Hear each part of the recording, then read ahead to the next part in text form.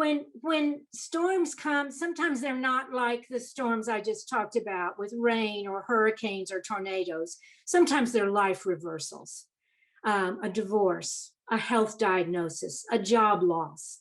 A job loss is a storm. A pandemic is a storm, isn't it? So what do we do when those kind of storms come? Something that no one warned us for, or so we could prepare for them. Well, I want to remind you of a story in the Bible about a storm that surprised the disciples. It takes place in John 6:14-18. It's right after the feeding of the 5,000. It was a mountaintop experience of the best kind. I mean, it's when a fast turned into a feast, when a lunch for one turned into feeding more than 5,000. No doubt that's what the disciples were talking about when they got in the boat to get on across to the Galilee Sea. Now, Jesus wasn't ready to leave, so he wanted to spend some time alone on the mountain, reflecting and praying. So he sent the disciples ahead. That means that Jesus wasn't with them in their journey across the water. And this was going to be a problem. As the story goes, the disciples got in the boat, started rowing. It was a fierce storm. Paddles were no match to the waves they were trying to row against. And even bailing water wasn't going to save them. And suddenly they realized that a simple row across the water was turning into a life-threatening ordeal. And where was Jesus? Oh, that's right. He stayed on the mountain, safely praying. Now, you remember that that's where he was, but he had sent the disciples ahead. That means that the disciples were going with his directions. I don't know about you, but that doesn't really make me feel any better about the storm they met. What do you do? And what do you ask when you meet an unexpected storm, when you think you're following exactly what Jesus asked you to do? It happens to all of us sometime. I know it's happened to me. And I ask questions like, why didn't you tell me this was going to happen so I could prepare for it? Or what did I do wrong? Or how could I have prevented it? Or the real biggie, why didn't you prevent it? We've all asked him. I've come to understand that it probably is the wrong question to ask. Instead, we need to be asking, well, where is Jesus right now in all of this? And that's where I find a truth so comforting and rich that it's almost, and I'll say almost, worth a life-threatening crossing of a treacherous sea. Here's the picture I come out with. Jesus had a mountaintop view. And what did the disciples have? Well, they just had a storm view. What's the difference? You know, a mountaintop view gives you the whole picture. But a storm view, well, that puts you so close to the crisis that it just swallows you up in it. And it makes it difficult for you to know what's going to make the difference. Now, when we read this story, I have tended to be maybe like you on the mountain with Jesus. I mean, I see what's going to happen. I know the end of the story. And so I'm very willing to shout out to the disciples, hey, it's going to be okay. Jesus is on the way. You're going to be fine. But then I can shout that because I'm not the one rowing the boat. So I'm not here to tell you that, because I think I've got some boat rowers who are listening to this. And you're doing about everything you can to keep your boat steady in the storm. But I want to tell you one of the most important lessons I learned, and it was while I was preparing for this. I've taught this story several times, but I've never seen this before.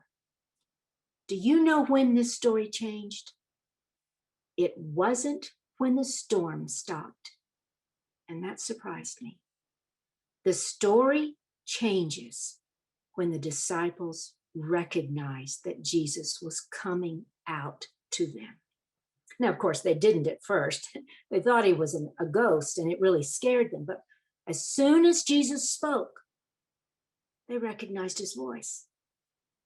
They recognized him by his voice, by what he said. It's me. Don't be afraid.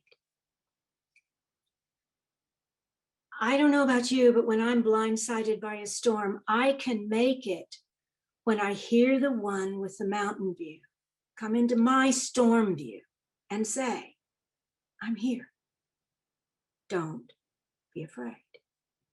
Now, look at what Jesus didn't do, because I think this is very encouraging. He didn't give them a rowing lesson.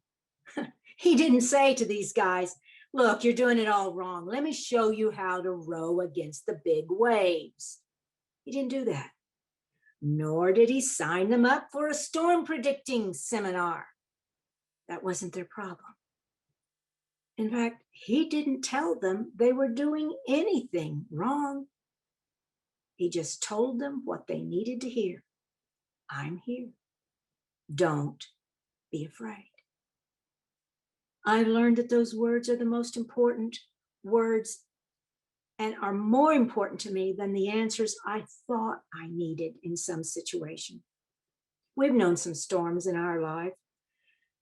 Most of them have had to do with our daughter, Lisa, whom we raised until she turned 40, in spite of many disabilities that the doctors thought she couldn't survive.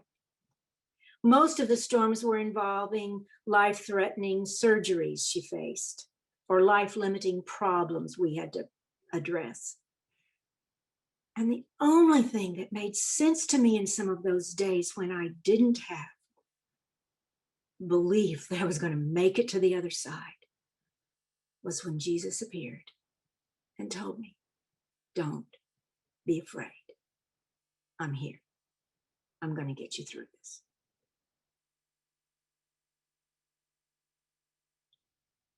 There's one last lesson from this story I want to make sure you get. And that's what the disciples did when they recognized Jesus. John tells us this in verse 21. He says, then they were willing to take him into the boat. And immediately the boat reached the shore where they were heading. Don't miss this. Because guess what? They got where Jesus sent them, and that was to the other side of the lake. Sometimes we get it all wrong, and we think we know where we're going and where we need to end up. But if we'll follow step by step the directions Jesus has for us, we'll get where he sends us. So if you feel you're in the middle of a storm, which view do you need? The mountaintop view that only Jesus can give, or just your storm view from every perspective you can look at it from? I don't know about you, but I think I'm choosing the mountain view, and I'm going to save a place in the boat for Jesus.